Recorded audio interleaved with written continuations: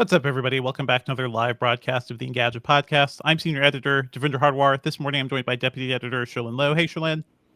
Hello. Hello. And Mr. Two Phones himself, Michael Fisher. Hello. Captain Two Phones. Hello. Thanks for having me. Thank you. I didn't Captain spend Two Phones, 4 years Mr. in Mobile, Captain Phone right? School to be called Mr. Thank you. Yeah, right. Captain Mobile, Mr. Two Phones. That's it. Exactly. We'll just Nice to flip be it all here. around. Hello. Hello, Michael. Yeah. And also podcast producer Ben Elman. Hey, Ben. Good morning, everybody. Good morning. For this occasion, we are going to be talking about the new Pixel 9 Pro Fold, which both Cherlynn and Michael have reviewed, and I'm sure you guys have thoughts on that. And we just want to say hi to the chat room. How's everybody doing this morning? I am looking. Simon B. Giving people time to say hi, actually. Yes. Yeah, so Hello, everybody Cud. watching, please tell us where you're tuning in from, because Simon B said Montreal represent. You didn't need to tell us that because we already knew. We love seeing our We do. recurring viewers. We've got Singapore in the house, Cherlynn. Oh, Singapore in the house. Yeah. Ajgar Nice. Zomba, I guess. Cleveland, Vancouver, Chicago, Milan. I know Italy, a lot of these love names. it. Eduardo, Jeffrey Joseph. Well, I don't know. Jeffrey Joseph Carlo, Chooch. Oh, Chooch. It's Chooch. It's Chooch. Hello, Chooch. Webster, I see- UK. YouTube says Algeria. I love it. That. That's Love it. maybe the first time we've had a viewer from Algeria. Thank you so Thanks, much Ed. for watching. I will not be happy until we hit Antarctica. I know there are researchers working in Someone Antarctica. at McMurdo Kwame. Station. Oh my God. And Chiming Chong. Hey, Kwame is here. I know Chiming-chong. Kwame is a foldable fan. Yes. Hello, everybody. Hello, everybody. We're gonna get Kwame. right into it soon. To I know, Michael, you got a boat to catch, so we don't want to keep you. True enough. Yes, indeed. I'd like to stay on brand even with my transportation. Yes, this is Oh, true. we've got CUD in Australia, but where in Australia? Because Darren is in Mhm. Perth. And then we've got Cuts also for sure said before Australia. Let me guess. I Okay. thought Perth, but I might be wrong. All right. James from South Africa and T Tech Gyurt. we've got Newfoundland. 2/3 of the old tri-nations now. Before they started including fucking Argentina or whatever. Yeah, no, that's how it goes. Let's get right Sydney into it. and Perth. Yeah, so we're going to be talking about Pixel 9s and everything. But first, if you are a longtime viewer of the show, you know that we're going to be doing a very quick sync. So I'm going to count down from 3. At the end of 3, everybody on the stream is going to clap or snap their fingers, whatever. If you want to put a clap, a movie clapperboard emoji or anything in the chat, that's always fun to see it all pop up at once. So let's do it in just counting down from 3. 3, 2, 1. And some silence. I'll let you know when the silence is over. Chat, while we're being quiet, hit that thumbs up. It helps people see us.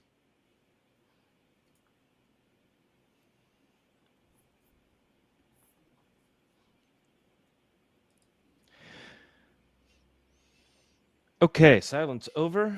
Let's All right. get into Pixels. Get into it. As always, folks, we won't always be talking to chat, but we'll see your comments and we'll do some Q&A when we can. Michael, when's your heart out, by the way? Good question. No, I'm good. I've got at least 40 minutes. So Okay. let's- We won't we're need okay. all 40 minutes, but we will go for it. Okay. All right. Let's go in 3, 2, 1. What's up, Internet, and welcome back to the Engadget Podcast. I'm Senior Editor Devindra Hardwar. I'm Deputy Editor Cherlynn Lowe. This week, it's all about the Pixel 9 Pro Fold, which Cherlynn has reviewed, and we've got a special guest on to help us talk about all that stuff. We've also got news from IFA. Special is a strong word for this. Pretty guest. special. I mean, hey. no introduction I'm gonna yet, be but we've got insulted. Mr. Mobile here. Michael Fisher, Mr. Mobile is here to join us. Hi. Hello, Michael. Hi. Thanks for having me again, guys. Hello. I mean, you're special to me. I mean, Mobile's in your Thank name, you. so thank you, See, Michael, for joining this us. is- I appreciate it. Yeah. Thank you. It's nice to be appreciated by at least one person. We'll also be talking about IFA 2024, folks, which also happened this week, and there's a ton of stuff out of that. As always, if you're enjoying the show, please be sure to subscribe to us on iTunes or wherever you listen to podcasts. Drop us an email at podcast@engadget.com, and also join us Thursday mornings around 10:45 a.m. Eastern on our YouTube channel, where you can watch our live stream. You could see all of our pretty faces. You could see Michael's perfectly coiffed hair. It's great. Thank you, Michael. Nice. Join us. Check out the stream. Even if you listen to the audio podcast, it's kind of fun to watch the stream because we'll do some Q&A with the audience too. So join in for that. Let's get right to the Pixel 9 Pro Fold, which I still think should have been called the Pixel Fold 2.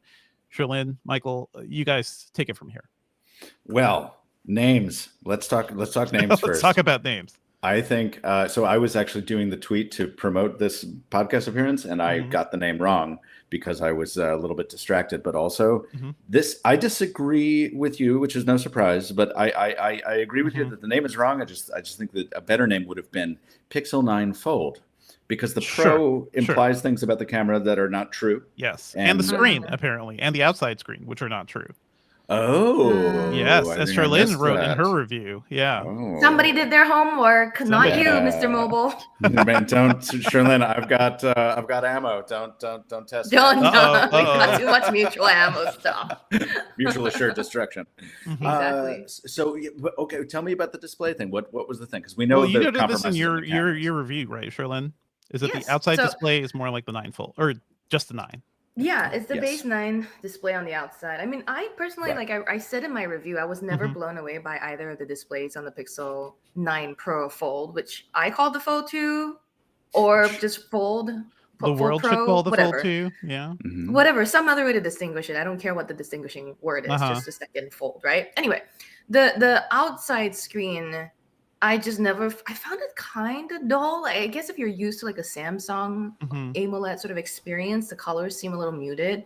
And it's more apparent in the pictures that you take sometimes too, when you compare them to an iPhone, maybe even, they're just not as vibrant. And then yeah, on the front, the screen only goes down to 60 hertz, but the adaptive refresh rate is 60 to 120. Mhm. It is a little bit sharper than the internal display. It's also a bit more pixel dense on the outside sure, than the sure. inside screen, but 'Cause it's that's so much smaller, that's yeah. size and whatnot. But Mhm. yeah, I wish they had put the same display as the 9 Pro, the base Pro, which is 6.3 inches and slightly richer. That would be too easy.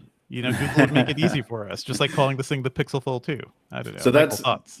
that's interesting. I think one of the things that I noticed, I didn't notice any of that, but one of the things I did notice was how well they achieved their goal of making this, when it's closed, feel like a regular phone. Like I agree I've- with that though. I fully agree. It's crazy. It throws me off because I'm used to using large format foldables that encourage me to open the phone because the inner display is just superior. And by the way, great inner display, 8 inches. It's massive.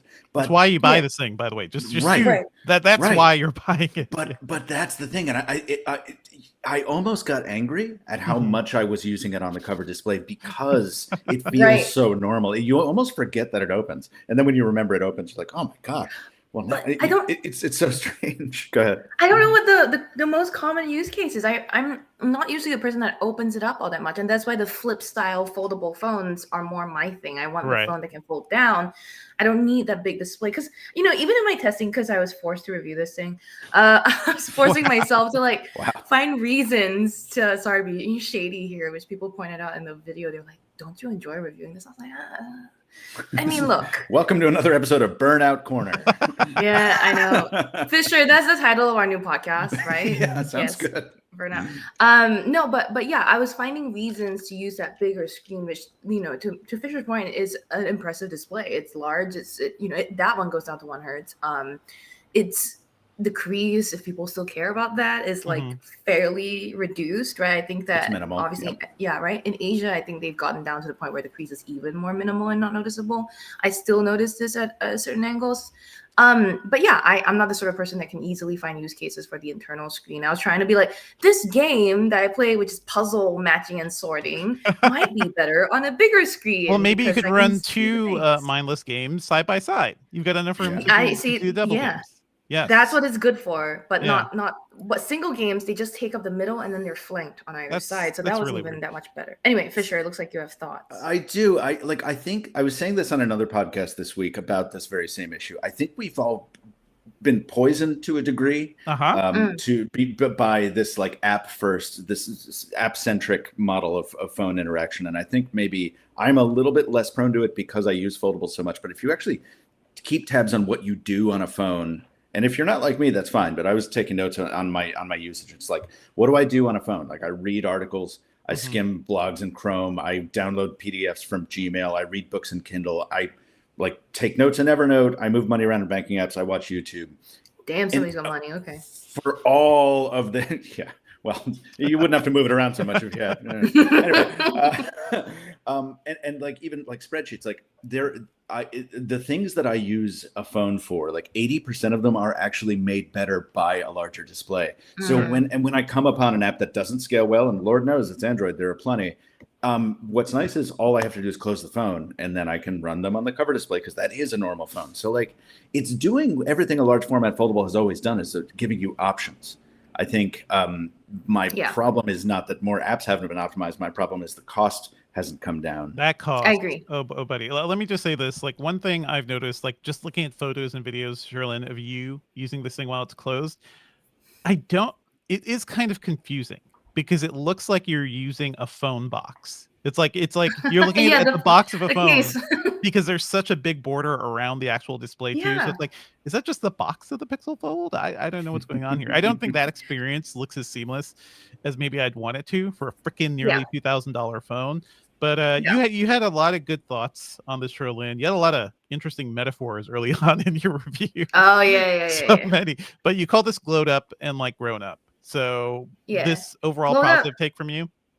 Yeah, I mean, I think it's a good device. So, full disclosure, I mean, we've only had this review unit for a very short amount of time before the article went up. So the only reason I felt comfortable going up with a full review at the time was because Sam Rutherford, our senior reviewer, were tag teaming this review. So Sam was able to do a lot more testing. I was able to focus on certain things, and therefore, combination, we both worked on it together. Sam is the one that came up with the words glowed up. He thinks that that's the general takeaway. And I like it. Feel like it. Yeah, I feel like it fits. The refinement on the hardware is something I've seen echoed around the internet, not just, between Sam and I, and maybe Michael Fisher, yourself too, because we talked about this during the review period. But, friends out there like Kwame, who is watching the stream right now, who themselves are Pixel Fold users buying new hardware, when they received it, what I saw on the internet was like general people being pleased with this device. So, I mean, I think it is glowed up. I think it's grown up too, like I said. If you enjoy metaphors, there's an extensive kind of overwrought one in my review. But you were juggling like 3 or 4 in the opening paragraphs. I'm like, is that child? It's just one. Listen, it's one. It's one. Okay.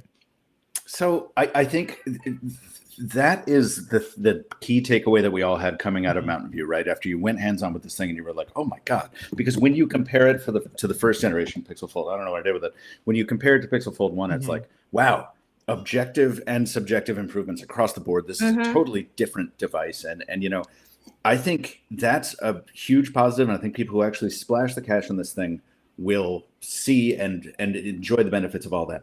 I am a little sad though, because it does mark the kind of end of this phase of experimentation in foldables. It happened to Flip. We saw like all flip phones look the same now, with the exception of the cover screen, camera deployment.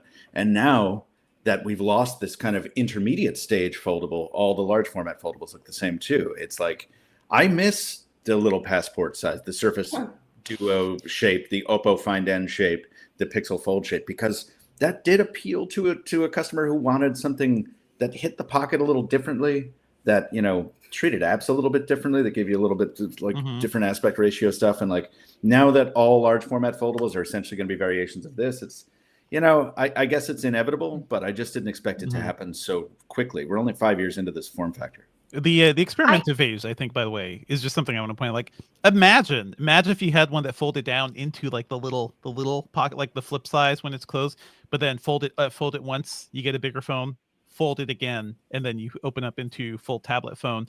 LG Display today just sent out a release saying, hey, we got a flexible display in close. They have embedded it in close. It folds, it does all sorts of stuff. Yeah.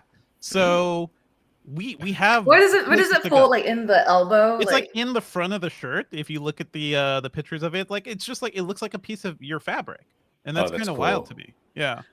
And while we're talking about other brands, I should just give credit. Huawei is all but assured to drop a 3-way foldable like next week. So, yeah, we're expecting. Yeah, this is something we talked about over the weekend, Michael Fisher, when we were hanging out in Red Hook. I will say there are a lot of really good comments in the chat right now, talking about the screen aspect ratio and stuff like that. For example, Mark Dell, who is a frequent viewer and listener, says that the ratio in there is pretty bad for videos. Yep. That he wishes it was 16:9, but it's good for playing retro 4x3 games.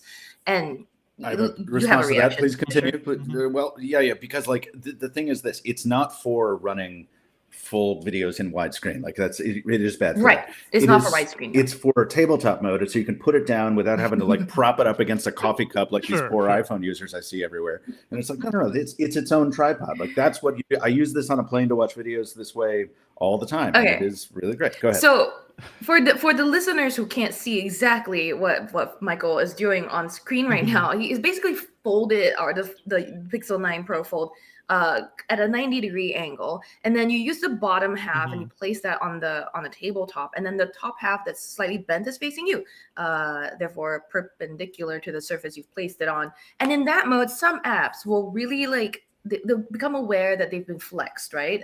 Similar to Samsung's flex mode. I don't know if Google has a name for it. Okay, so Fisher, this brings me to the point I wanted to get to about the internal display, which is that this flex mode's kind of weird. So when you propped it up, and then you had YouTube open, comments and the following like videos, other videos, right? Yeah. Yeah. I mean, it could be different controls because Samsung does exactly controls as well. So Samsung's mode on the Pixel 9 Pro Fold, and I briefly mentioned it in our review, is that it doesn't work in portrait orientation, and it only works in landscape, which is the video viewing use case. Makes sense, right? It a little bit for easy holding on to gripability and whatnot. I am like, I wish the apps knew that I had the Surface Duo tried to do that, right? Yeah. Try to stop for a second. Chat is telling us that Cherlynn's connection is going bad or something, and it sounds a little messed up. I am in the AI mode. Oh, apparently everyone went. Oh, everyone. Oh, we all went. There you go. Sorry. Okay. It's everyone. It's everyone. Let's wait a second. Could it be on our end? Let's see when the stream says it's good. Yeah. Sorry. Chat, I'm on fiber, folks, but there is like construction happening in my neighborhood. So it's better now. Better? Apparently. Okay. Better now. All right. I think it's just too many of us were trying to. Is there any way to turn off your video, Ben? Maybe that affects the stream. Yeah, the stream depends on like all of our bandwidth. Okay. I mean, I'm plugged into my modem, router. Excuse me. That's good. Do you name Charlie? It's not your 2.5 Mbps DSL. It's not your. No. God. I think we're good for now. Most likely, it is a thing on my end because I'm the source connection for this whole stream. So anyway. Oh yeah, because you are like the OBS node, aren't you? Yes. Yes. Okay. Take it wherever you guys. Okay. I'm going back to the. You were actually coming in to say the Surface Duo. So why don't you pick it up? Yeah. Well, I was saying, all this sounds like, Cherlynn, like your idea of holding it like a book. I have flashbacks to that Microsoft event from several years ago where they showed us the Surface Duo and they said a device with 2 separate screens and a hinge is better than a single foldable display. And I was dumb and I kind of believed them. Unfortunately, Microsoft never actually manages to like produce the things that they promise. So anyway, you didn't like the Duo, but that idea of holding it like a book seemed like it was there. Yeah. Sorry, Fisher, you seem to have a reaction again when I was talking about this, because so when I to be clear, when I open YouTube and I don't put it in landscape orientation, the video kind of takes up the top half of the left side of the display in the inside screen, right? So it's like kind of a quarter of the screen. Right. Yeah, exactly what you're showing to the stream right now. I'm describing for our listeners. And it's not even just the top half, it's actually spreading past the crease a little bit. So it's actually if you're talking about like ratios, it's like a 2-to-1 ratio of like video width to comment column width when held in portrait mode. So all I'm saying, I didn't really enjoy this sort of setup. And I wish it was split a little bit differently, but then I also couldn't tell you what the better option is. Well, I mean, the better option, the thing you want to do is to like split screen YouTube, right? Like run YouTube side by side with something else, which is totally doable. When I do split screen YouTube with a different app in that internal screen, it's good. It looks like a normal phone. It looks like 2 candy bar phones side by side, and it works really nicely. So I ended up just doing like, okay, Threads on the right, YouTube on the left, watching D'Angelo, that sort of thing. So I assume, does Android have like good picture-in-picture support now too for like if you first in a video you want like a little floating window? Oh, for sure. That gives you a lot of options then of where you could put it, even if you were holding it in portrait style, right? So you could have it up in a corner and still be doing a ton. That's more Very than you much could do so. with a single phone. That's cool. Yeah. But I think a good point you made, Cherlynn, a second ago is that Samsung really does have the best implementation of Yes. like just flex mode in anything. Because if an app isn't coded for foldables, it doesn't matter. You fold the thing halfway in half, the app lives up top, and then you get these kind of universal controls down low. And I don't. Yes. It's probably one other manufacturer I'm forgetting about that does it, but very few do it. And I kind of wish Google would just build it into the system. But I also think that like this is a small thing that Google has to fix, right? It's like it seems easy enough to fix through over-the-air software updates. There's other great questions in the chat, by the way. Like dude named Charlie said, "How does Termius look in the big screen?" I don't know what Termius is. What is that? Terminus? I don't know. You were getting at something, by the way, Michael, early on. The price. You were sad that Google has not lowered the price. And to me, that still seems like the main sticking point, right? Because as I was reading Cherlynn's review and looking at all this coverage, this thing seems really cool. It is also way too close to $2,000. And to me, that seems, in this economy, no thank you. That doesn't seem like a thing you should be asking people to even contemplate. And do you think that's a problem for this particular genre phone? No question about it. Like it is, I'm the biggest booster you will ever find for folding phones. They are the only phones that make me excited and happy. But like they've been almost $2,000 for 5 years. And the category, like I understand that Google is only 2 generations in. And, I asked Rick Osterloh about this and he was like, these components cost a lot. And there's a lot in this phone. Of course there is. I get it. Economy of scale. But you apply that logic to Samsung and it's like, still charging the same thing for a lot of the same components year after year after year, and it's like, oh no, and Samsung's is $100 more than this one, right? Not to, and then you've got you do have kind of upstarts coming in to disrupt, but it's like Techno, give them all the credit in the world for their $1,000 large format foldable. That's great, but they are not in enough markets to make a difference, and especially they're not in the United States. So it's like, I guess we have to say that OnePlus offers a de facto $1,300 version of this with the new one after you do a trade-in and stuff like that. So it's like, that's great, but that's not happening enough. And Google, as the leader, as the kind of driving force behind Android innovation, I think could have done. I know they need to make money, especially now, but it's like I would have expected or at least hoped that Google would entertain the notion of making this a loss leader just to push this category past 1.5% adoption rate. That's not how Google rolls, though. Like never. Well, not anymore. Yeah, they used to. I do recall. Like I'm sure I knew you were covering phones for a while, Michael, but a decade ago we were surrounded by decent Android phones going for $200 to $300 with no contract. Like just nice, affordable phones that could do all you want. And sure, they do a lot more now. The camera components are more powerful. There's a lot more in a phone now, but to me, that was the ideal, man. We were getting to a point where we had these cool supercomputers in our pockets that were easily affordable. And then Apple pushed the price higher with the first Pros several years ago. And then the Folds came out and was like, past 1,000, let's go close to 2,000. I just feel like there's, as much as there's innovation and experimentation here, I just can't help but feel like this is just pure greed, guys. Like you're going there. No, you're Nobody right. can touch it. Yeah. I don't disagree. I think my difference is that I didn't mind the almost $2,000 price point when it was Galaxy Fold 1 and Fold 2. Those were just category redefining devices, and the Huawei Mate, whatever the hell. But like now, again, it's 2024. Yeah. What are you going to do? How many more ways are you going to justify this? Exactly. Like those prices need to come down. They absolutely do. And I am really grateful that we have the flip category, because if you want a foldable for $600, here it is, or $700, but it is a very different user experience. It has much less utility, even though I still enjoy it quite a bit.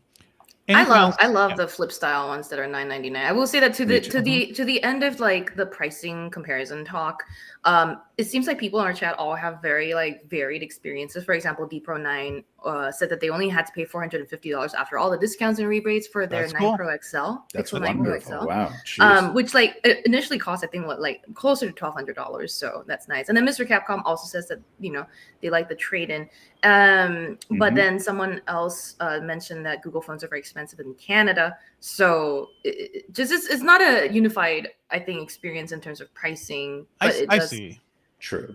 Even then, though, like people are mentioning, like you could get even if you get $1,000 off of this phone, it is still you're still paying close to $1,000. Like you're throwing so much hardware at it. Whereas I practically got my 15 Pro Max for free based on like trade-in deals and stuff too. I just don't know if we've seen like carriers offer as much for the fold. Like, hey, go for a fold. Maybe they don't care. Declan in the chat also says, by the way, Declan said hi midway through. Declan says, if Apple makes a foldable phone, just wait and see what they charge. They buy a $400 speaker. I mean, look at what they did with the VR headset, you know? So yeah, and the $3,000 headset to a $1,000 headset 5. They do a foldable, it'll be north of $2,000. Which again, like, just to like be to acknowledge the subtleties of some of this, like I wouldn't mind that. I mean, like, not because it's Apple and they get to do what they want, but like, is it because you're moving all that money around, or it's good? It's exactly right. No, it's because they haven't done a foldable yet, so they have a lot of non-recoverable engineering costs. They have a lot of bill of material, like all of this design work and marketing work, like, it costs money. Your first foldable should be expensive as hell. I'm just, and I guess then I have to walk back my criticism of Google a little bit, because, like, yes, this is their second foldable, but it's essentially their first foldable of this type. Like, I can't imagine that they were able to reuse almost any of the engineering from the first one, because this is such a different device. Exactly right. I have to reiterate my question though: is it worth paying that much more? Because everything you're talking about, Michael, like the multitasking you're doing, sure, I don't have a giant screen to do it on a 15 Pro Max. It's still a pretty big screen. You could still do a ton when it comes to multitasking and like watching a video or something, like on a typical, you know, single screen phone these days. It doesn't. I get your point completely. I just, for me, I think something in my brain broke when I bought the first Galaxy Fold, and then very shortly thereafter I ended up in a hospital because I probably had because of the Galaxy Fold. Yeah, right. It's just, you know, well, it exploded. No, I didn't have time to stop home before I went to the hospital. So I went to the hospital with like the clothes I was wearing and a Galaxy Fold, and I stayed there for 4 days. And I didn't miss, you know, my Kindle. I didn't miss my iPad. I didn't miss my Switch. Like, it just, I had everything I needed in my hand. I compounded that with traveling and all the time. And I'm sitting in an airplane seat for 8 hours. And I'm like, I don't have to bring any of that stuff because it's all in this thing that goes in my pocket. And I really think, you know, look, if you're trying to save money, you can buy all those things and still get away with paying less than you would for a foldable. But if you have the money for that kind of convenience, I really think that these are continue to be severely underrated in terms of their usefulness and convenience. Yeah. They are. I do. Because the reviews are very positive because they're too expensive. The reviews are very positive. I'm not talking about reviews. Who cares? Underrated. I'm talking about real. I'm just talking about the word underrated here. I mean, speaking of the real people, okay. Yes. I think that again, we have a diversity of opinion in the chat, which is again, I think, a good thing and indicative of what people feel about foldable phones. Which is, there are people who are like, oh yeah, tech obsessed in the chat. It's like, for work, foldables are much more different. Buddy305 loves this. For me, true multitasking is on a fold. Sure. And but then CF542 says, I hate to say this because I love tech, but the more I've used foldables, the less useful I find them over a standard slab. So this is just in our chat. And I think imagine everyone out there. It's up to the companies to prove why the hell you're doing this. Other than, I think for some people they're going to be useful. I think I've reached a point where foldables are at a point where they're not going to be mainstream. They're not going to replace candy bars. Some people are going to prefer candy bars. Some people are going to prefer the fold form factor. I think the fact that they exist, that people have an option, is a good thing. I think for me, I would not use a large format foldable like this one. I would go for a flip style one. I could tell from just reading your review, Cherlynn. Yes. Yes, which still got a high score in our review, like 88. It's a pretty decent score, but I did prefer the 9 Pro XL. But okay, so I will point out though that when one thing I will bring up in my personal experience with the Google Pixel 9 Pro Fold is when I showed it to my friends, like real world people who were mostly iPhone people, they were playing around with it. They were like, oh my God, this is so cool. It's a teenager. So, you know, the like definition of cool, right? Yeah. She was like, oh my God, this is such a cool device.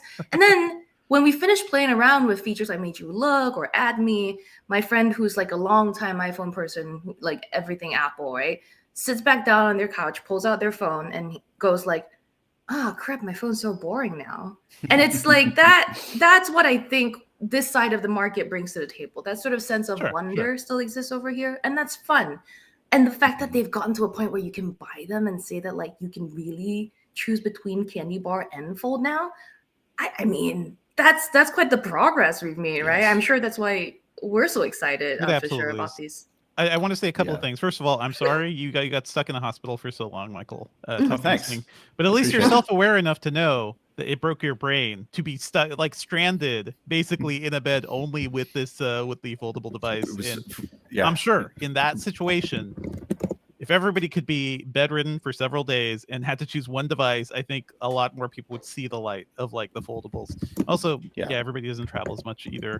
I see for your use case, I see why it's useful. Yeah, and I think it's like those are hyper specific examples, but I think maybe a long time ago, a bunch of us were making the speculative proposition that maybe foldables are going to become the new pro phone, large format foldables. Sure. And I think that's what it is. And because like, if you look back in time, we were having many of these same conversations about the Galaxy Note, where it's like, well, why do you need a pen? Why do you need a giant screen and all this stuff? And it's like, turns out, look, a lot of people didn't, but at least 10 million people did. And that was enough to make this little category like kind of flourish. And suddenly at least big screens spread everywhere.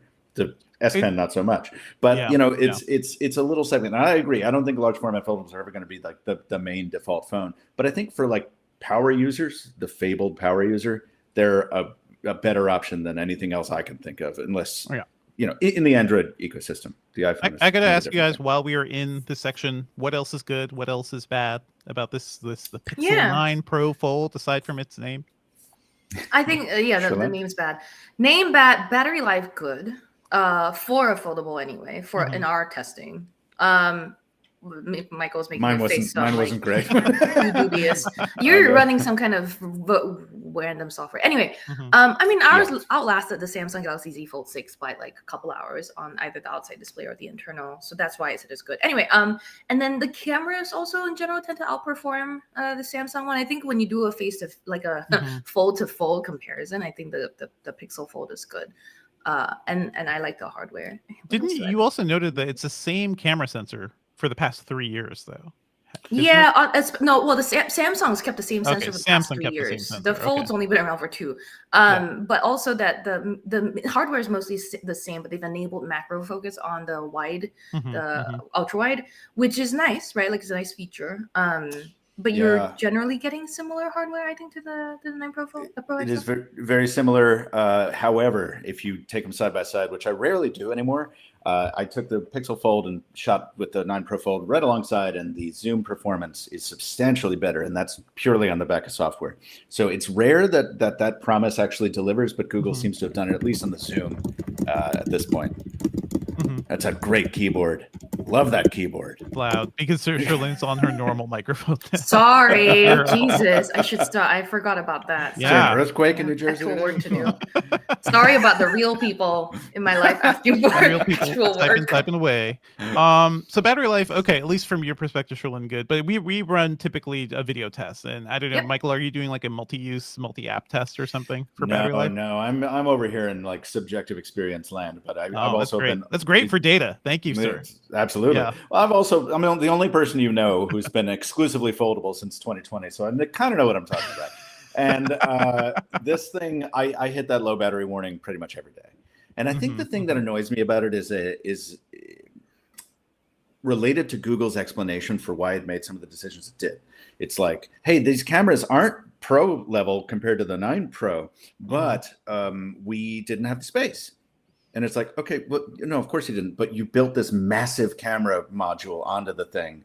It seems to me you could have made it a millimeter deeper and just made them pro cameras. Oh, but we fit in a bigger battery. Yeah, well, kind of, except it's smaller and it also doesn't last me all day. So it's like, these are the kind of compromises that become very difficult to justify when you're charging the price we just got done talking about for 15 minutes. So like, that's why I tend to like, look, the battery's fine, but it should be more than fine. And the cameras are really good, but they should be the best. Well, especially when you're paying this much money. I agree. Exactly. I do want to talk about a question that came up early on in the chat, which is what is the IP rating? And I'm sorry, I forget the name of the person that asked this question, but it is IPX8. So you're not super much compromise, I guess, on that front. Fisher, do you remember off the top of your head what the Galaxy Z Fold's IP rating was? It's IPX8. It's IPX48. It was initially announced as X8, but 4.8 is not like 4 is the dust rating for objects that are like a millimeter in size or bigger. Right. So it may as well be X. Yeah. Right. Exactly. And we have a special friend, David ML, is in the chat asking about. I was mentioning that they were very disappointed in their camera that they took to Glacier for testing, and it's pretty mid according to David. Well, if you're photographing white backgrounds and white things. So I'm glad you brought it up. I would love to hear your thoughts on the camera, Cherlynn, because I've been having fun with some of Google's old Pixel features, but like it seems to me that they're leaning entirely on AI features to differentiate them this year. And when I just look at the photos, unless I Snapseed them, like they don't have any personality to me. Hayato Huseman, friend of most of us, said like the Pixel color science appears rather sterile to him these days, and I tend to agree. It's what's funny. I had the same conversation with Hayato Huseman, friend of most of us, recently too, who coincidentally shot our review video for this device. And actually, Hayato mentioned that, like in general, he doesn't believe really like Google color science because it's a little too processed for his liking. And I think for me, that's why I like the Pixel cameras, because they come out looking nice, in my opinion. In the past, right? On the Fold.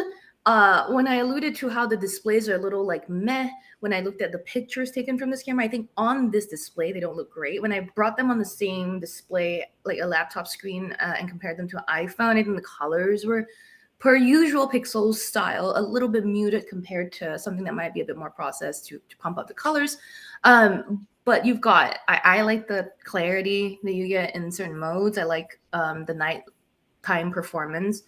Oh yeah, I think that the nighttime performance always blows away the competition. I almost finished. I was like, wait a minute, that's not what I was saying.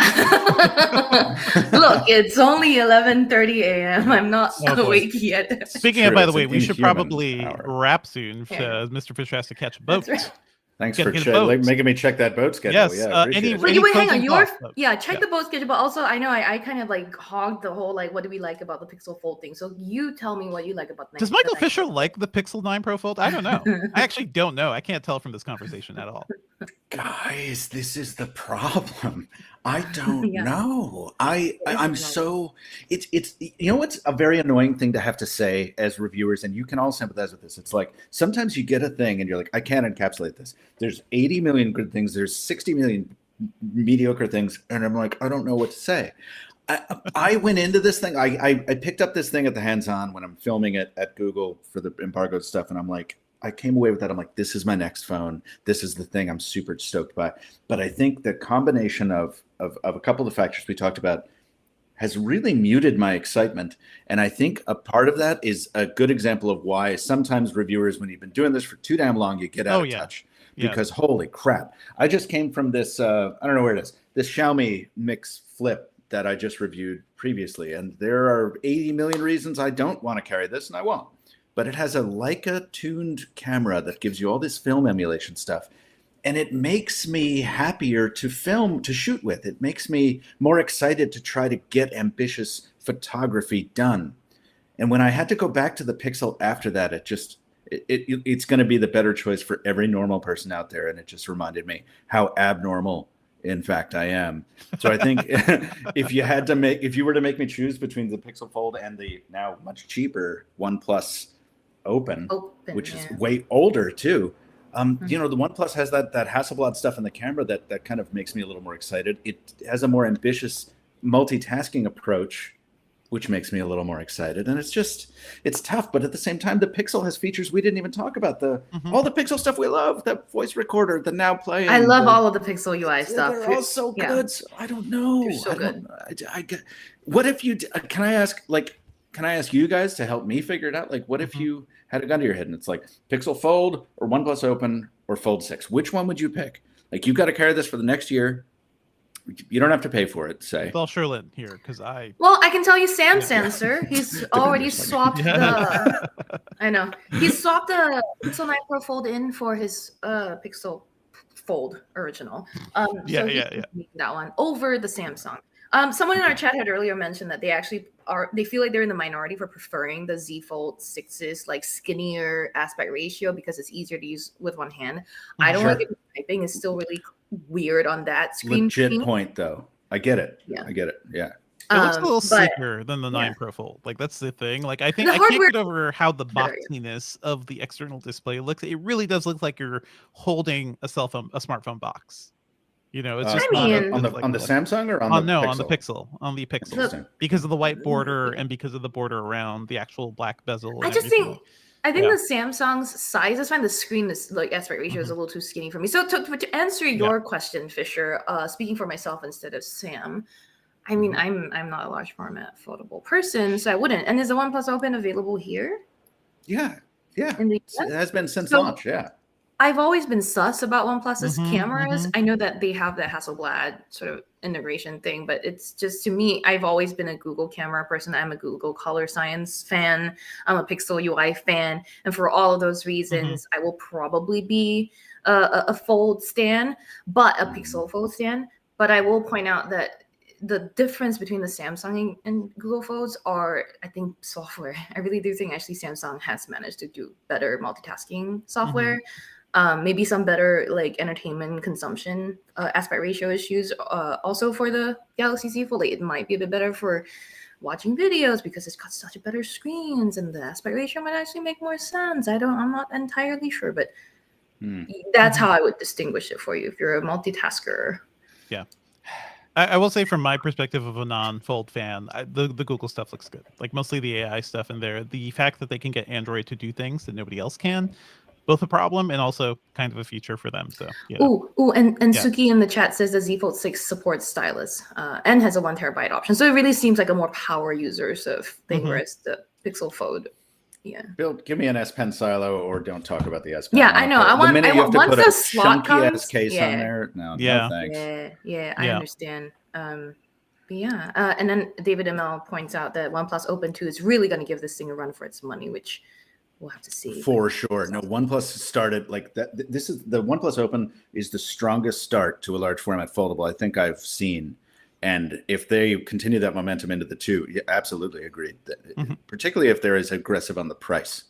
The price is a huge differentiator here too. Awesome. Any final thoughts, Michael, before you run out? Oh, a little bit for a change of pace, a little bit of gratitude. I'm glad we have this many weird phones to talk about and we're not stuck in a world of just endless boring slabs, because I would have gone to work at Kennedy Space Center as a tour bus driver already, if that were the case. Imagine all the people that would be That may happy have been to a see more you. fulfilling job for you, Michael. Like, It's possible. Like That right is now, still you're stuck in your apartment with your cat reviewing phones. You could be talking to people on those tour buses. Two cats. And that makes all the difference. It is true that 2 cats. They take care of You each need other. 2 cats. They absolutely need to. All right, Michael Fisher, where can we find you on the internet these days? Thanks for joining us. Thank you. I'm MrMobile on YouTube, the MrMobile, TheMrMobile, and Captain Two Phones on Threads, the best social network for people who like to talk to each other. You should join Threads. Meta. It's great. It's never done anything bad to you. Did someone pay you? Jesus. Yeah, seriously. We can trust in the Uncle Zuck. in the background. Hold on, let me put on this gold chain and get this $5 shadow going. Gotta get the girls. Yeah. Oh, hey, before you leave, Mr. Mobile, do you have something to tell the viewers or listeners? Yeah, they should go about my new favorite place to hang at Greenpoint. No. Say the line, Fisher. That. Oh, right. Oh, yes. Coffee. Check. No. Shush. That's the wrong line. Wrong person. Who are you, David Kogan? Stay mobile, my friends. Stupid. We'll add a nice sound effect for you there. Thanks. And Mark Dell in the chat says you're Captain Two Cats. Oh, hey. Aw. That's another. I'm gonna go claim that handle. Yeah. Yes, go do that. Yeah. Get your Instagram handle. Yeah. Drop us that audio, Michael, when you're good. I see. Do you want to stick around for Q&A, or do you got to run for the boat?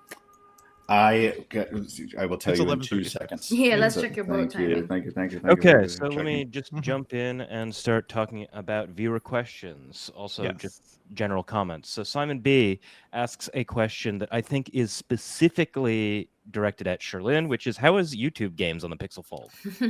Hell yeah. So it's one of those games that, I don't know, it just doesn't seem to work super well on this format, on the internal one. The external one just behaves like a normal phone, just fine. And if you split screen this internal one in portrait mode, you basically get the same, aspect ratio as a phone. But let me just go over to the games right now just so I can show it to you. Dang. Okay, so while you're doing that, Yeah, Blump go. says that dust ratings are a big reason that I've avoided foldables. That worries me. I Mhm. remember when we restarted this podcast, it was just kind of at the beginning of the foldable era, and we were talking about how just the extra folding hinge is another failure point. Yes. So I completely understand. It still is. Then we've got DPro9 saying foldables are good for business contracts in person. I think that DPro9 was responding to something that Michael said about like opening up business documents and like downloading PDFs and such. Yep. And then Aditya Gupta says that Gupta, excuse me, says if BlackBerry were to create a foldable design for work, I feel like they might have a shot at coming back. Sure. No. Where is Go RIM? read your BlackBerry history. Yeah, RIM went out of business. Watch the right? BlackBerry movie and then we've done some I still need to see the BlackBerry movie. Damn it, Ben. It's on It's a good Hulu. time. It's on Hulu. It's a good time. Very You good. should watch it. I know. I was saying like, oh, what I was. It's actually right up your alley in terms of old tech too. Like, And a lot best of all, it's like its accuracy is like close to 7%. Close enough. You mean Carrie Elwes wasn't the CEO Cherlynn, of what do you Palm? have to say about YouTube games on the Fold? Yeah, I just showed it on screen. Yeah. Simon B says it looks bad, and is it playable? Yeah, I fully played it. So there was this game that I pulled up to play called Tall Man Running, and everyone said, "Is that the game from the ads?" And yeah, but it's bad. It's like it's anyway. I just died. That will not stop you from playing the game, as we've all learned. Yeah. Okay, and then we've got Static Playa saying that it's just too expensive and no pro camera. I think that is generally what we were talking about as well. Then CF542 said that Honor V is or Honor, is it Honor V or Honor 5? It's the Honor The V3. Magic Honor V3. It was a typo, yeah.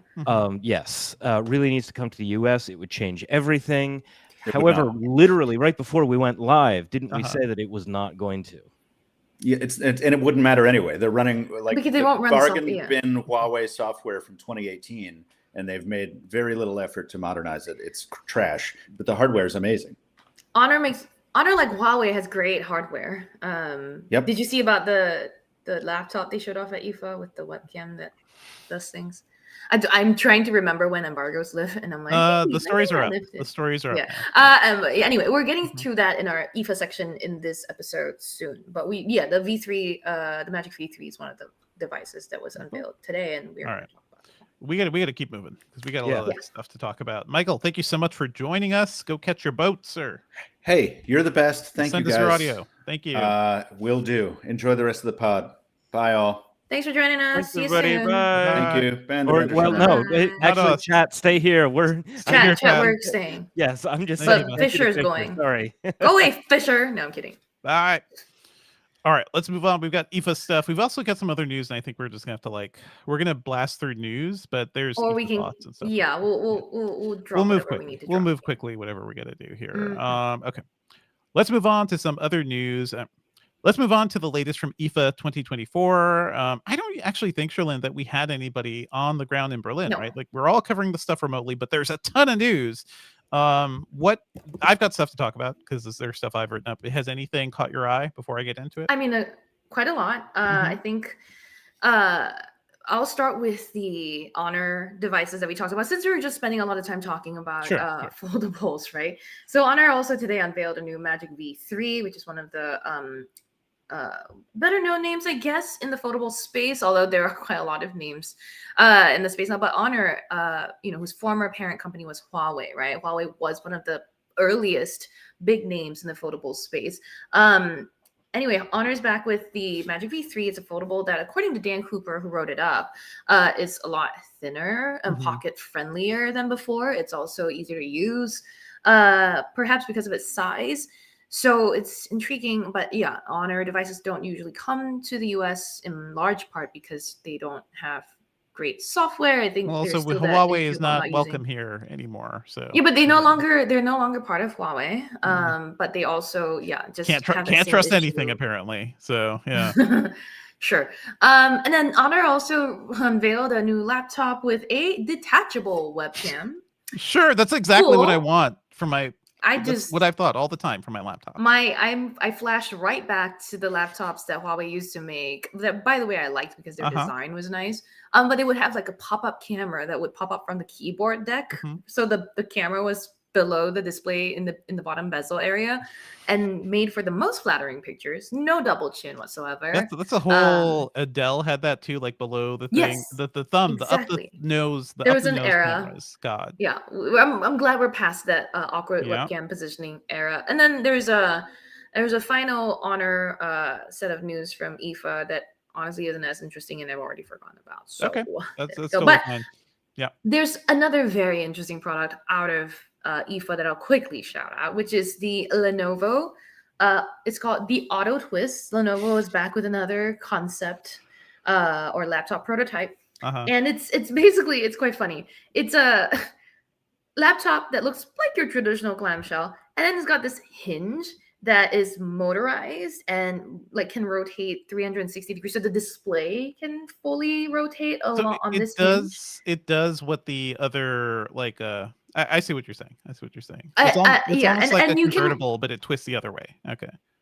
Right, you can voice command it. Basically, it's like you can say, "Hey, like get up" or whatever. I don't remember what the voice commands are supposed to be, but you can basically get this laptop to open its own screen, and then the screen can turn around to face outwards, and then the screen can come back down to rest on top of the keyboard. So it turns itself into basically a tablet or a touchscreen surface. What's fun is that when Sam, who wrote up our hands-on with this device, saw it, Lenovo also had a demo where they had this screen part dancing in tandem with a ballerina. It was displaying on the screen. So it's like the ballerina would do a bow and the lid would also bow. Like it was quite wacky and very interesting. Is it going to ever be useful? I mean, maybe there are use cases, I think. No. Well, according to Lenovo, there could be like ease of use type things. There could be like point of sale situations where this would be useful. Listeners cannot see this right now, Cherlynn, but my head is in my hands because I'm like, what the hell are you doing, Lenovo? Convertible laptops have been around for pretty much 15 years now. And yeah, you do it manually. Yeah, you have to rotate the screen all the way back manually, but you get all these same modes. And you don't have to sit. This thing also takes forever to do anything. Like it's taking. Yeah, it's very slow. It's not like moving fast. Yeah. I just point out Tom Rogers in chat's like nose hair camera, which is really the best name to call those laptops. But okay, CF542 motorized screen. what could possibly go wrong with that? Buddy, I'm looking at this thing, and as it's turning, I'm like, yeah, somebody drops that off a table, a kid just like slightly nudges it, or it gets stuck. It's gonna break. We've talked about Lenovo build quality in general. Oh, we don't know. This is not for sale. This is not for sale. It's a concept. So that's the one saving grace. But Buddy 305 Love is like rotating screen laptops are so 2005. Mo Aspire said that's super cute. And then Tom Rogers comes back with another burn saying Lenovo should make automated toilet seats next. Lenovo should make devices that don't die within a couple of years. How about that? Start there. Start with durable laptops. We can recommend it better, but I don't know. Anyway, that was for me the IFA highlights so far. I mean, there are others which I'm sure you'll tell us about. I mean, if you're going to talk about silly concepts, there's also the Acer stuff, which we want to talk about real quick, and then there's stuff I'm really excited about. But Acer, it's called Project Dual Play. It is a laptop, a gaming laptop that has a controller embedded in the like palm rest area, and you could pop the controller out and turn it into a full-size gaming controller or split it apart like the Wii controllers and like play 2-player games. This is also very dumb. But you know what? Acer, you're onto something here. Like I could see the kernel of something here, whereas I don't know what the hell Lenovo's concept designers are thinking of here. Or it's like, a thing. Let's create a way to do the thing that laptops have been doing for the past over a decade. But let's make it more confusing, like more complicated with a motorized switch rate thingy. Let's make it slower. Let's make it more expensive, most likely too. So anyway, Acer Project Dual Play does not exist, but it could be a cool idea. I could see people wanting to buy like a computer where you could just like pop out some fun controllers or something. Because right now, if you want to travel with your gaming laptop, you're gonna have to like put a gaming controller in your book bag or something too. So I think most people would rather do that. The actual controller looks like garbage. Doesn't look like something I'd want to hold for very long. I don't know what happens to the thumb pads. Like do they go down? Do they collapse down? We don't see this in action, so we don't know. But check out our post. Lawrence Bonk wrote it up for us. Acer's Project Dual Play. would you want a laptop with a built-in controller? I don't think it's that hard to just bring the controller you like along with your laptop. To me, that it doesn't solve a huge problem, but at least it solves some sort of vague kernel of a problem. Unlike freaking Lenovo, what the hell are you doing over there, guys? Anyway, Intel's Core Ultra 200V chips. Talk about bad names. Intel debuted the Core Ultra chips. These were their first AI PC chips like last December. The PCs with those chips started shipping earlier this year. Now we have the second generation of those chips, Cherlynn. And now those computers are starting to ship this month. So I wrote go check out my report on the Intel Core Ultra 200V. These are a major upgrade over the original Core Ultra, specifically because this chip does not work. This is what they used to call Lunar Lake. That's the code name for this one. This chip does not work in any way like an Intel chip has before. It has memory on board, built in. So kind of doing the Apple M series thing, which is supposed to reduce latency and also reduce like heat and stuff too. Also means you can't upgrade the RAM. But it also has completely reworked P cores and E cores. Like it is supposed to be much more power efficient. They claim higher battery life than the Snapdragon X Elite. Let me see here. Intel says in the UL Procyon Office Productivity Benchmark, the Core Ultra 7 268V lasted for 20.1 hours. The Qualcomm chip lasted for 18.4 hours. So this is an x86 chip that doesn't have the weird compatibility issues of all the Windows on ARM machines like the Qualcomm chips do, that runs everything, has better battery life, claims to be faster, and also has it has a new MPU as well, a 48 TOPS MPU, so it can be as capable as those Snapdragon X Elite chips we talked about for whenever the really like compelling AI features arrive. We're still waiting for those, but Intel points to stuff like Lightroom and a bunch of Adobe apps that use some AI capabilities. They're not always using the MPU. Sometimes they use the GPU for those AI features, but still, it's a big win. These processors are really interesting. It also means if you bought an Intel Core Ultra laptop within the past, looking here, 9 months, you're kind of screwed. Like Dell just announced an XPS 13 with these new chips. Right, I remember your review. We reviewed the Core Ultra XPS 13 in April. So, yeah, sorry. All I can say is I'm sorry to everybody who bought those computers because those things got swapped and upgraded really quickly. Those are still good computers. The original Core Ultra chips were, but they have slower MPUs or not to be as like future proof. We'll see what goes here. Yeah, so hey, we got new Intel chips. We got another Qualcomm chip, an 8-core Snapdragon X Plus chip, which means we'll be seeing cheaper Copilot Plus systems. Microsoft revealed that the Copilot Plus features for x86 chips like Intel's and AMD's are coming in November. So that kind of came alongside all this stuff. Basically, like IFA is usually where we see a lot of PCs and a lot of TV stuff too, and this seems like a pretty big wearables, IFA. Yeah, and wearables. This seems like a pretty big one. Like this is now the shape of whatever the AI PC market is seems a lot more compelling. And honestly, like looking at it on paper, I don't know why people would choose the Qualcomm Snapdragon chips, even though they're much faster than they used to be, over like these new Intel ones. Do you have any thoughts on that, Cherlynn, or any preferences? I mean, the compatibility issues for sure are a problem. I think that Qualcomm has I think what Intel is promising on battery life is something that remains to be seen. I don't tend to trust like in-house testing numbers. So I would like to do our own testing for battery life type things. But yeah, I generally think that ARM-based systems last longer, right? Like we've seen the MacBook with the M3s or the M series chips last forever. I think those are usually the advantages they have. And then 5G used to be one of the things that Qualcomm was like all hype about, and they're like, yeah, we're good at this. And now it's like, do people really need 5G in their laptops? I don't know. But I agree. I think for broader compatibility, AMD and Intel's like x86 type chips are better. I'm still leaning there personally. I don't think like the lead, whatever they believed in Snapdragon. I just reviewed the XPS 13 with the Snapdragon chip with the Copilot Plus version, has all the app compatibility issues we're talking about here. It is funny, like maybe we'll see the next Core Ultra XPS 13 to review soon because we kind of want to get those benchmarks in. But this is the third revision of the XPS 13 within 9 months. So that is kind of wild too. If you go to their like buying page, it's a little confusing. So there's that. A lot of stuff happening at IFA. Let us know, folks. You could find all the reports on this stuff over at Engadget, but let us know if you find anything particularly cool coming out of IFA. What do you think of AI PCs? Is this confusing or compelling or what? Let us know what's up. I see you guys' notes on the stuff. I just want to mention it really quickly because this is freaking. We can drop the remarkable completely, but the other thing. I mean, the remarkable is the one thing I didn't want to drop from that part that I highlighted. Fine. But go on then. We can We're just gonna move quickly because this is all big news, unfortunately. Okay, let's move on to some other news and something that happened last Friday that is kind of hilarious is that Brazil has officially banned X/Twitter for refusing to comply with a Supreme Court order. And it was like the blip over there. It's like the MCU blip happening with all the Brazil accounts. This all happened because Brazil courts were ordering Elon Musk to comply. Let me see here. Musk refused to appoint a legal representative for his case and to comply with the judge Alexandre de Moraes' order to shut down X accounts he deemed harmful to the democratic process. And basically, like, Elon Musk was not taking this seriously. They didn't listen to what Brazil was saying.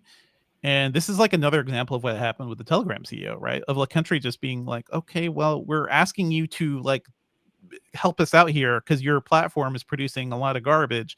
Can you help us out with the garbage? And they say no. And now this has happened. So the snap from the MCU is what this essentially was. This led almost directly to 2 million new users heading to Blue Sky, because we have learned that these Stan accounts that are all over Twitter are pretty much from always online Brazilian super fans. Taylor Lorenz did some good reporting on this too. Like, she points out that this is essentially the death for huge fan accounts, and this could fundamentally reshape social media and marketing, like the marketing world for entertainment, for music artists, for movies, for everything, for TV shows. Like, these Stan accounts were out there sharing the gifs, sharing the memes, like getting hype up for all the things that they love. They don't exist anymore. They're just blipped out of existence. Who knows? Like, who knows what can happen to the entertainment industry because Brazil is no longer online. So that's just kind of wild. Cherlynn, like, I'm sure you engage with some of these fan accounts. Like, do you have thoughts about this at all? You don't? I refuse to engage with Stan accounts. I don't engage with fan accounts. Really? Oh yeah, you are your own Stan account. As we will never forget. I will say that Mark and Buddy305 Love are like, Mark and Dpro9 in the chat are like, Brazil gonna give it to you. Finally, get wrecked X, which is, I mean, that's the sentiment I'm taking away from this, right? I'm like, I'm glad something's actually being done. I think what was it? Brazil was had said it was going to freeze the assets or the finances. Was it not X, but like SpaceX or the Starlink, Starlink service. Starlink, thank you. Yeah, and so they're doing things. They're trying to give actual repercussions. It's just funny. It's add this another to the domino effect of Elon Musk buying Twitter, like the domino effect of stupidity just cascading throughout the land. Goodbye. Like, I mean, X could eventually come back to Brazil, but I think a lot of those accounts would not feel like it's stable or safe to be there. So they'll probably try to re-engage themselves somewhere else. So anyway, that was hilarious. We saw the news this week that Safe Superintelligence, Ilya Sutskever's startup, the executive from OpenAI who left, has raised $1 billion. It's billion with a B. We don't know what this they have a crappy website up saying, hey, we're building directly for Safe Superintelligence. That's the goal. They're not selling anything like OpenAI. Does this seem insane to you, Cherlynn? Because to me, I read this news and I just kind of, again, put my head in my hands and thought, what the hell are we doing as a society? Because all these investors who are real people, real investors, including A16Z, Sequoia, DSC Global, and SV Angel, have given this company, which is essentially a pitch to create God. That's what they're saying. Developing superintelligence. They've given them $1 billion. Does that not seem weird to you?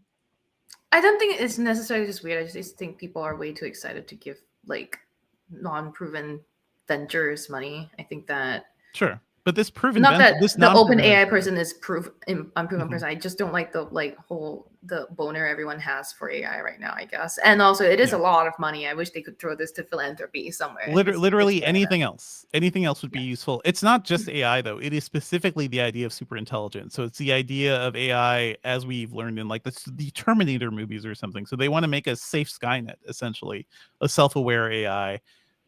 Oh man, I don't know. In other news too, we saw that the Department of Justice has charged 2 RT workers over building a right-wing Russian social media influencer campaign. Hey, by the way, this includes right-wing influencers such as Tim Pool and Benny Johnson, who were working for this Russian outfit. They were working for Tenet Media. And CNN says that, oh, by the way, the Russian RT essentially wanted to engage social media influencers to spew pro-Russian bias and anti-American news, so to disrupt things like news around the war in Ukraine. These fellas happily did it, so that's fun. I don't know. There's going to be some repercussions to all that too. A lot of news this week too about secret spies working for other companies or other countries. By the way, Cherlynn, including some representatives from New York who turned out to be like working for China. And we did not know. So that's a whole thing. You want to shout out about this remarkable Paper Pro, which is cool. I mean, I actually have more devices to shout out that weren't necessarily related to IFA, but they were very actually fun to see. Sure. So yeah, the Remarkable is one of the tablets that is like a color e-ink and is a writable tablet that people are big fans of. Dan Cooper this week wrote up the Remarkable Paper Pro, which is their first colorful one, by the way. Yeah, I think so. It's for them the first color. And like, can you imagine writing on it in color? Anyway, just go check that out. I think I want to like really power through. It does look really cool. The other 2 gadgets I want to shout out: the GoPro Hero 13 Black was announced this week. Yep. Matt Smith on our team wrote that up. That was, it comes with now some of these like new lens things that really change the experience. So go check out the details on his hands-on. And then I think just this morning we saw that DJI has announced the Neo, which is, according to Steve Dent on our team, a powerful and lightweight drone that only costs $200. Like, he even asked me, he was like, he was like, I was editing and he's like, actually, would you be tempted by? I'm like, yes, I would throw $200 down to get a drone, because this aerial I think everybody footage, would. Yeah, it's gonna look great. It's not like it's like according to Steve, it's like similar to what the footage quality you'd get on your iPhone, for example, or a recent iPhone. That's so not bad at all. I think so, drones, cheaper drones will be a compelling thing to kids and like a lot of people. But, yeah. I will say DJI is one of those brands where it's like, hey, we're shutting down everything Chinese, right? Like, why are we? Why are we allowing them? They are unfortunately the best drone company, like when it comes to optics and hardwares. But yes, also we worry about the Chinese hardware there. I want to shout out a couple of things. I do want to mention this. It's the game Concord, which has been in the news for a while for being a very like a well-funded Sony shooter that had very like nobody playing it apparently on Steam over the last couple of weeks. It's officially going on the line 2 weeks after it launched on the PS5 and PC, and what a disaster. What a like it's like making the new Call of Duty. Sony spent hundreds of millions of dollars on this thing, years and years of development, out for 2 weeks, dead. I don't know. At some point, like maybe Just Condit and I will like dive into what the hell happened here, but that's just kind of wild. Also, we want to shout out the Minecraft movie teaser. We finally got to look at this thing. It looks like a nightmare. I don't know if you saw that teaser, Cherlynn, but nope, not a fan. Jack Black is in another video game movie, I just by the way. Editing about a zillion things yesterday. Barely had enough time to breathe. So, Jack Black's in another video game movie, so that's just. I love Jackbox though. I love Jackbox. Jack Black. But I saw the meme of him. I heard Jackbox. I saw the meme of Jack Black. Like they were like, oh, first look at Jack Black as this person from Minecraft, and then it was him on the left and his character on the right. It's like they look nothing alike. It's the same. Well, I don't know. It's just his character in Minecraft looks exactly like Jack Black dresses in real life. It's just normal stuff. Anyway, we've got a lot of stuff going on. We're prepping for the iPhone event. Anything you want to shout out in terms of what you're working on? Reviews still. If y'all haven't seen any reviews, I'm still writing things. There's more reviews. Cherlynn's still writing, and also the iPhone event is on Monday. So, somehow we will survive that, folks. Stay tuned for all of our coverage. That's not the only thing happening on Monday, but y'all will see. We'll see. All right, I got any pop culture picks you want to shout out, Cherlynn? Oh, Don't remember doing anything beyond the last 48 hours. Maybe Cherlynn, you shouldn't work so much. Like I feel like Oh, all it our would be listeners be nice, like, stop, wouldn't it? stop, Yeah. stop. Just Would take be a break. nice. Would be What I'd nice. recommend to you, Cherlynn, is maybe check out Terminator Zero, which is the new Okay. anime on Netflix, which is fantastic. This is a sort of like, it's a Terminator story set between 2022, where the machine war has already happened, and 1997. It's set in Japan. It has like a really great cast of voice artists, like actors involved too. Like on the English side, there's I believe Andre Holland is in this one, Rosario Dawson, Sonoya Mizuno, who I love. It is sort of like, yeah, it is about somebody building safe super intelligence to fight Skynet, and who knows what's going to happen there. It also comes from Production IG, that's the studio that did Ghost in the Shell. So it's kind of wild to see the Ghost in the Shell folks come around and essentially doing a literal Terminator story. So I'm digging it. It's a really cool show. Also want to shout out Star Wars Outlaws. We did have we covered that? I forget. I'm enjoying it. This game has been contentious because people are like, open world games are boring now, and in general, a lot of people want to hate on Star Wars stuff. You get to be a rebel in Star Wars. It's fun. It's fun. There's no lightsabers, but you get to go pew pew and do stealth missions, and you have a cool animal that steals stuff for you. I dig it. I like Star Wars Outlaws. Another game I'd recommend to Cherlynn, if Cherlynn will ever play a game beyond whatever YouTube has. All right, we can wrap it. Cool. Well, that's it for this episode this week, everyone. Thank you as always for listening. Our theme music is by game composer Dale North. Our outro music is by our very own. Our outro music is by our former managing editor Terrence O'Brien. This podcast is produced by Ben Ellman. You can find Devindra online at Devindra on Twitter, Blue Sky, Mastodon. I'm on Threads too, but don't ping me there, please. Also tweet about or I podcast about movies and TV at the Filmcast at thefilmcast.com. You want to send me ways to help me with my life and work and or detachable webcams, because I love those. You can hit me up on Threads at Cherlynstagram, CHERLYNNSTAGRAM, or on X/Twitter, but not in Brazil. Email us your thoughts about this podcast at podcast@engadget.com. Leave us a review wherever you're listening or tuning into this, and subscribe on your favorite podcast platform. All right. Do we want to do any Q&A, or do you got to run, Cherlynn? I gotta run. I'm 3 minutes late now. Okay. So I'm gonna go. Do your thing. We'll talk in chat a bit. Yes, you guys can talk. I will be out, but it was really nice to see everyone on chat, and I'll see you all Yeah. next week. Oh yeah, come back next week for a podcast special on MrMobile IFA event. Bye. Yep. Bye. Okay, what's up, chat room? Yes, average 3D Joe, my room is messy. Normally, the camera does not see the full extent of the mess, but I'm using a temporary camera with a wider field of view. It sucks because the stuff I try to hide is not there. Ben, you're muted. Yeah. Yes, I am indeed muted. Sorry about Yes. that. Tom Rogers said, Ben, hope you enjoyed your vacation. Thank you. It was kind of a working vacation. I've been taking a lot of working vacations recently, but it's always nice to at least be producing the podcast from a different room. There it goes. So kill my I audio think here. the biggest thing that I want to talk about more, because I had not heard very much about Concord at all, is Concord. Goodness. That's a disaster, like abject, complete disaster, especially coming off of what's the other game that they had, the other shooter that actually worked out really well for Sony. Its name escapes me now. Talking about Killzone? Yeah, Killzone's well, no, you were old. playing it, Ben. Weren't you playing? What's the thing you just played? You're hundreds of hours on Helldivers 2. Helldivers 2. I bought Helldivers 2. I played like a couple hours of it. It's fine. Perfectly fine.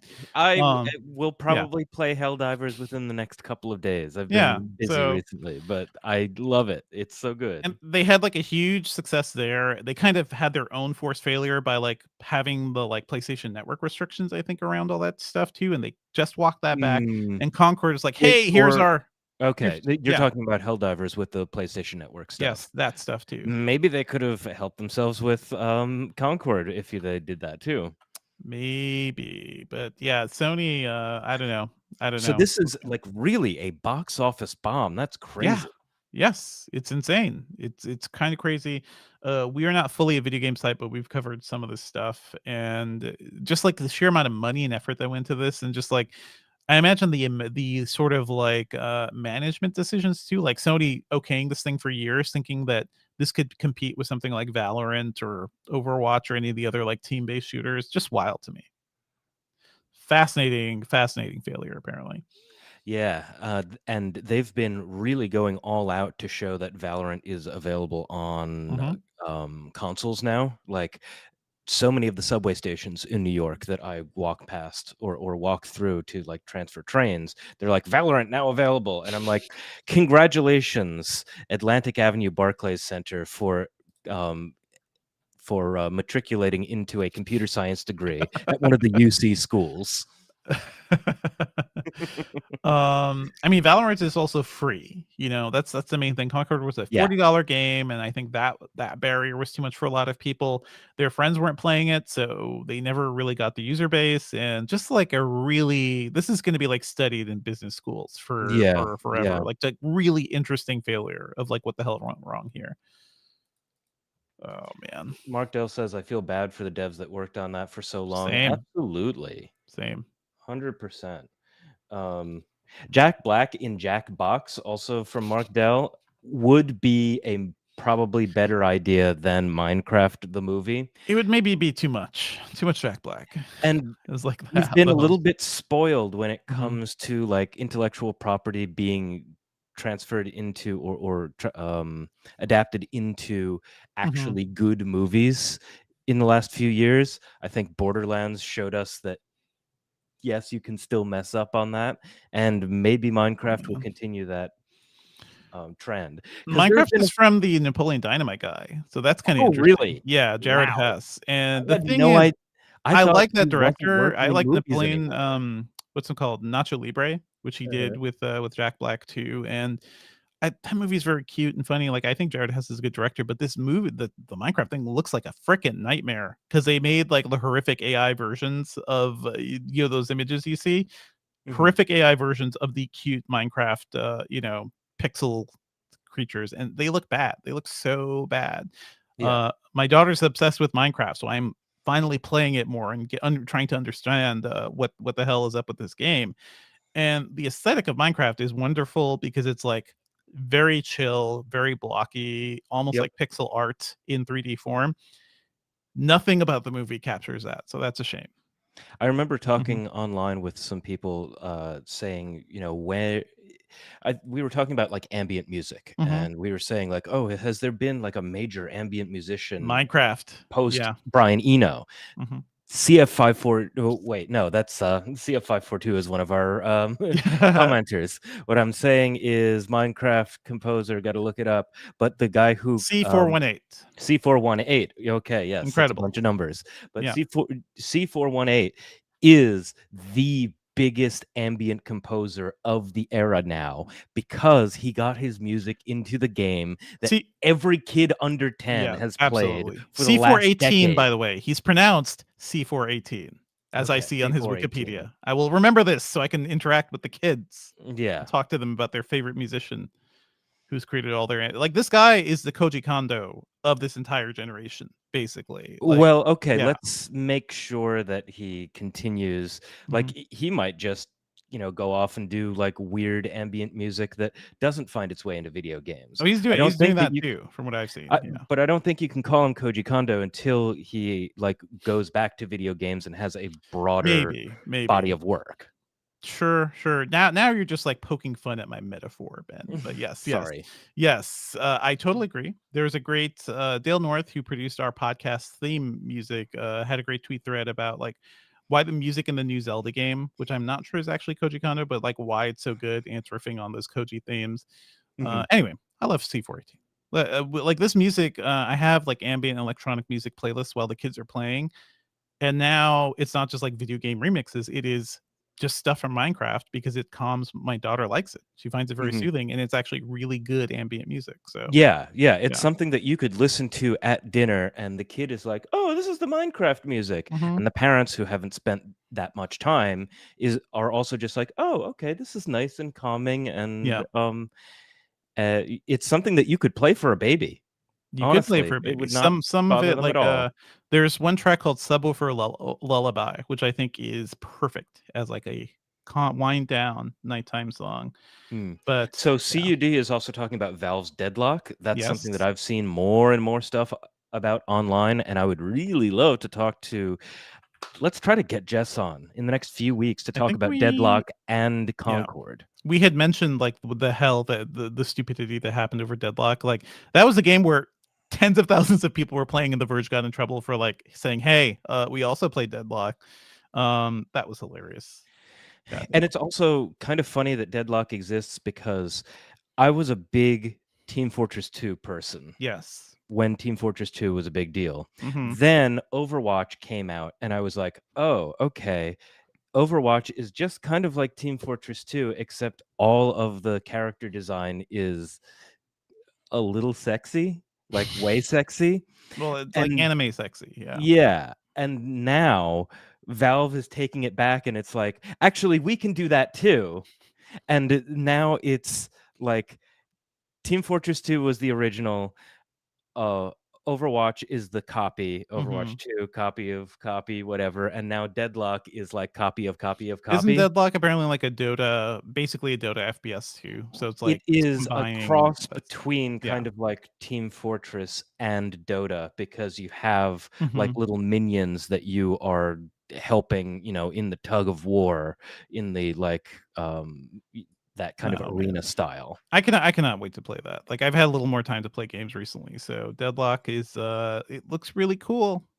I think the stuff they were doing around like trying to keep it secret, or like, I don't know, retaliating against people for writing about it is really stupid, but whatever. Yeah. Whatever. All right, folks. So I think we're done with the stream. If you want a shout out, put something in the chat. But bye to Mark Dell, bye to DPro9, bye to Buddy305 Love, who says that his son is also really into Minecraft, but trying to get him off it.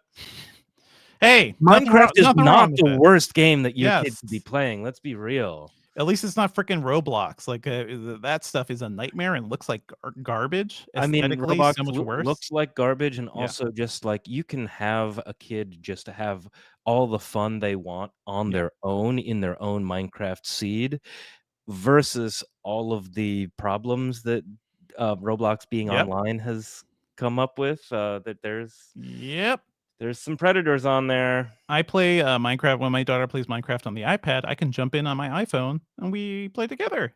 Yeah, I see what she builds. It's really cool. She plays with her cousin who's in New York. He can jump in via her, gamer tag. So all that stuff is good. Good stuff. All right, thanks, folks. So goodbye to CUD. Goodbye to Declan. I saw you there. Bye to DPro9, Tom Rogers, Simon B. Let's scroll all the way up as high as I can go. Misha C, Daniel Diaz. Yes, goodbye, everybody. Goodbye. Thank you all. So, video comes to you via.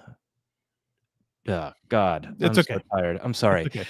We're done. Video comes to you via Dev on OBS. I'm doing better camera switching every single week, and we'll see you next week. Thanks, folks. We're out. Be sure to like up the stream, subscribe, reviews on iTunes. Yeah. And if you enjoy watching the show on YouTube, give us a download. Just please go to your podcast app and download it, even if you saw the show live. Why not? More numbers are good. Thanks, folks. We're out.